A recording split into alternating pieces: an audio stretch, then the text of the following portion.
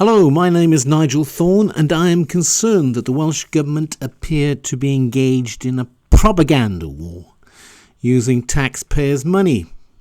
The Institute of Welsh Affairs declares itself to be a think tank and charity independent of government and political parties.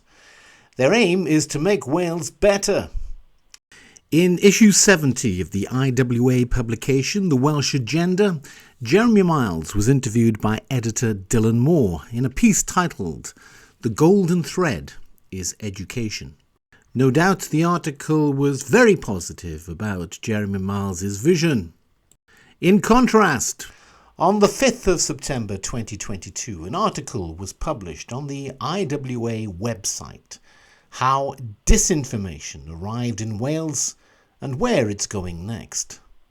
Online disinformation has proliferated beyond our screens via a complex web of super spreaders, say Adam Belcher and Stefan Rollnick. The article states, PCP, in particular its Welsh branch, PCP Wales, has a growing online presence, frequently using crowdfunding sites to fund their protests and raise awareness, and is deeply connected to the far right.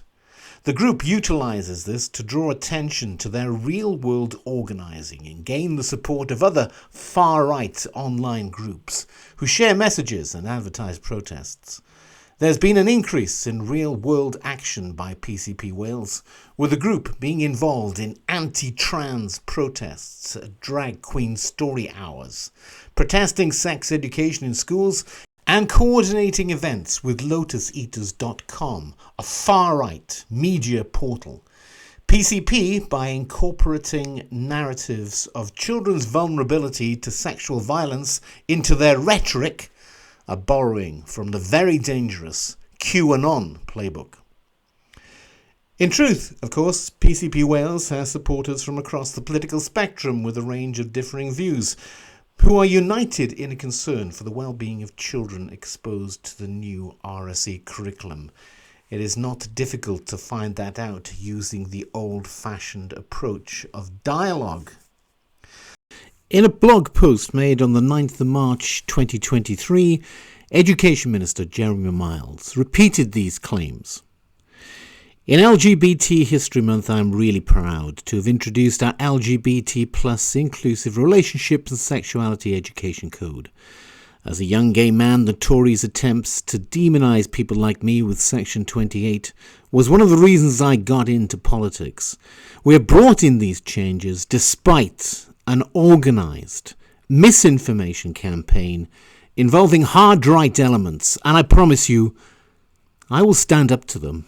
I will never be deflected from our efforts to protect young people and help them to be safe and healthy.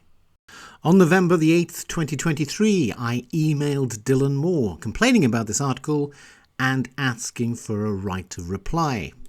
The reply stated, "Thank you for your message. I left the IWA on October the 27th and therefore I'm unable to answer your email or any other email sent to this address. For inquiries related to the IWA's work on media and democracy, please contact Joe Rossiter." Joe Rossiter is a member of the Welsh Government's independent LGBTQ+ expert panel. The panel was highly praised by Deputy Minister for Social Partnership Hannah Blythen for its contribution to the LGBTQ+ action plan. I want particularly to put on record my thanks to the LGBTQ+ expert panel who provided help, advice and challenge that allowed us to focus on what we could do to make a difference to people's lives. In a post written for GenSpect, Safer Schools Wales commented, "On reading the action plan, it soon becomes clear that the focus is very much on trans identities and the integration of gender identity ideology into all areas of public policy and institutions." Adam Belcher and Stefan Rollnick work for an organisation named Lynn, a communications company powered by behavioural science. Lynn, apparently, are objective and determined, filled with creativity and packed with integrity.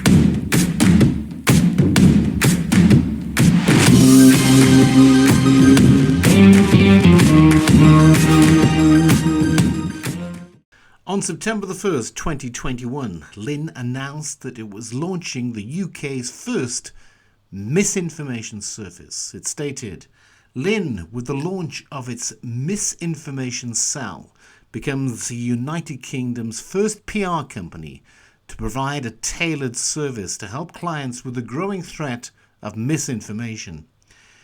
CEO and founder Shayoni Lynn says that the new cell will combine behavioural science tactics and insights with the latest in counter-misinformation research to offer support for communications teams battling against misinformation online.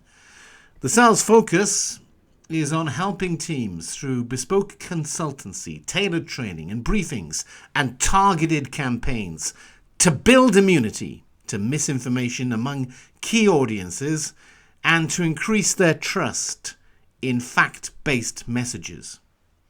Misinformation strategist Stefan Rollnick will be leaving the office of the First Minister in Cardiff, Wales, to join Lynn and lead the misinformation cell. Stefan previously led anti-misinformation campaigns for the Centre for Countering Digital Hate, a transatlantic NGO that pressures social media companies and lawmakers in the United States and UK to disrupt the online architecture of hate and misinformation. On 15th of July 2022, Adam Belcher, deputy head of Lynn's The Misinformation Cell, wrote a blog post titled "The Far Right's Attack on Diversity During Pride Month." The post stated the most common hateful narrative concerned biological differences between men and women. Many commentators asked, what is a woman? Or framed gender neutrality as an attack on masculinity. A common right-wing meme is to accuse someone of believing in 100 genders or substituting the letter X into gendered words, both intending to highlight the apparent ridiculousness of the idea. The misinformation cell found that 12 superspreaders, responsible for just over 50% of the shared contents in the groups surveyed. All groups surveyed shared several individuals widely, of which American conservative personality Matt Walsh's content being heavily promoted by each group. Walsh recently released a film titled "What is a Woman?" Content relating to this film from a variety of sources was one of the most commonly shared items. And you're affirming it with hormones that have never been used in this way. Puberty blockers, which are completely reversible. Completely reversible. One of the drugs used is Lupron, right? Which has actually been used to chemically castrate sex offenders. You know what?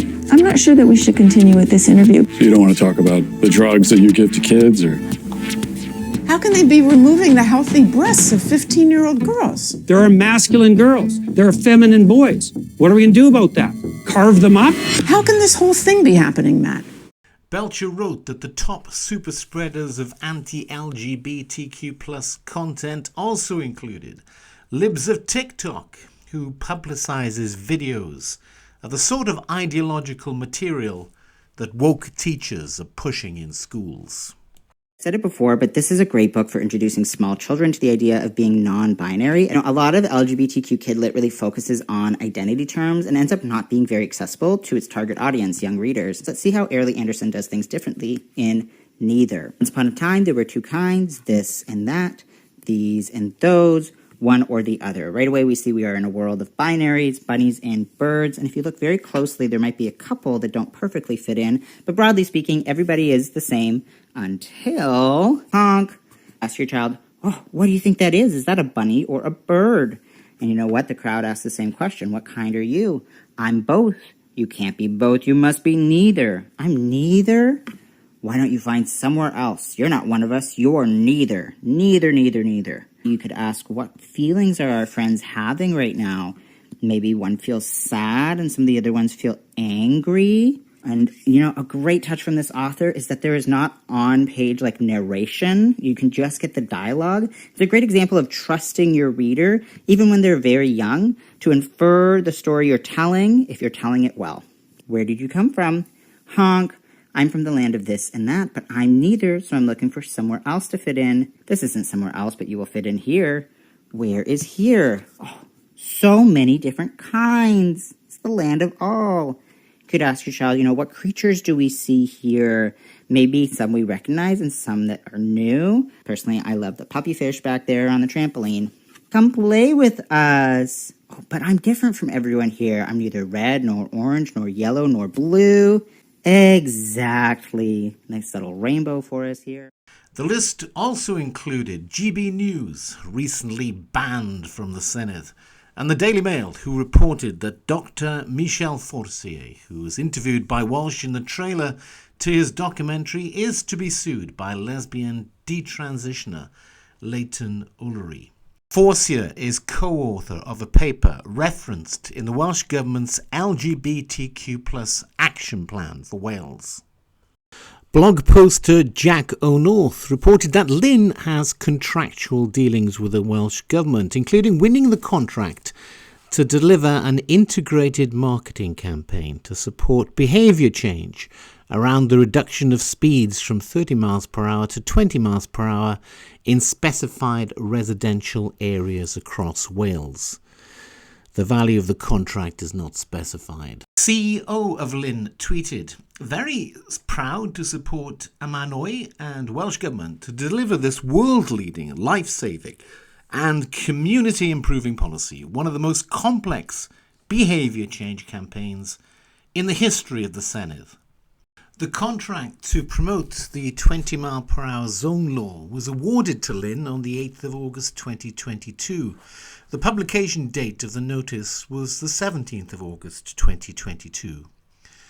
Just over 2 weeks later, the Institute of Welsh Affairs hit piece on Public Child Protection Wales and other organisations, written by staff members from Lynn, was published. Jack O'North reported that a Freedom of Information request was made to the Welsh Government for a copy of all correspondence, digital or otherwise, both internal and external, including time spent, that reasonably relate to Welsh Government's use of communications consultancy Lynn to promote the 20-mile-per-hour zone law from 1st July 2022 to date. The request was refused on the grounds that it would take too much time. Those people who believe that all this stinks may wish to support Public Child Protection Wales. Links are included below.